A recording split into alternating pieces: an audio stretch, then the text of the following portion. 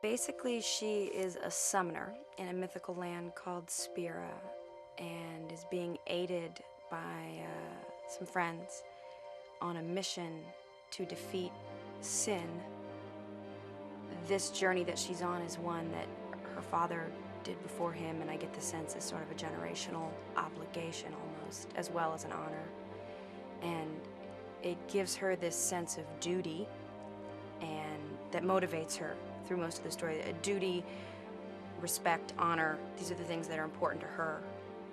These are the things that I try to translate in a way to the voice of Yuna as well, but at the same time retaining the gentleness and femininity that is so apparent in the way that she looks.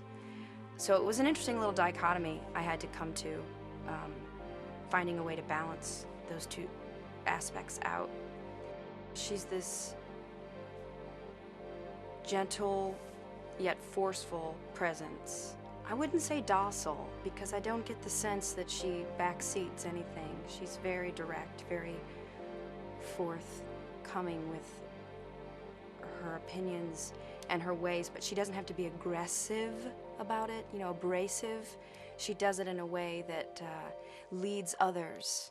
She brings them to herself and to her journey, you know, and that's evident with the friends that she has, her companions, which actually more so than lieutenants and sergeants and things, they're her friends, and that's how it is. It's a very familial kind of energy that she exudes. Titus's character provides her with a whole new dimension that we haven't seen to Yuna before, which of course is the romantic dimension, and it fleshes her out, I think, than that extra part of her that we haven't seen that's a little more humanizing too, because up to this point we've only seen her duty-bound, her goal, you know, to free the land from sin. I mean, we see her with her friends being, you know, a little more human and a little more personable, but Titus really provides that womanly aspect to her, you know, the romantic element that fleshes her out completely.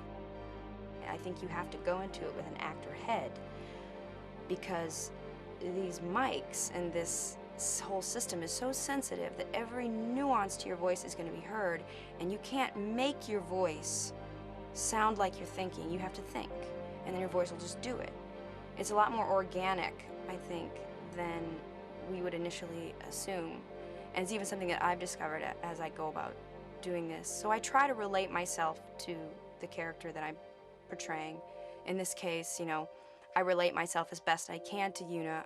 I haven't saved the world lately, so that dimension of her escapes me a tiny bit. But what elements that are there that are very specific and human, and at the same time general and identifiable, I try to tap into those elements, think it through from that perspective, and then my voice reflects what I'm thinking, what I'm feeling, without even trying. So when you force it, it's obvious. When you just do it, it's going to be a lot more enjoyable for you and for the listener. If I had one thing I'd like the gamers to take away in this movie's experience, would probably be that, an experience. I want them to get lost in the story. I want them to get lost in these characters. I want them to forget they're playing a game. I want them to participate like they're right there, having it happen, and I hope that through our voices, through this animation, through this storytelling, we're able to just transport them into a completely different world, right there in Spira.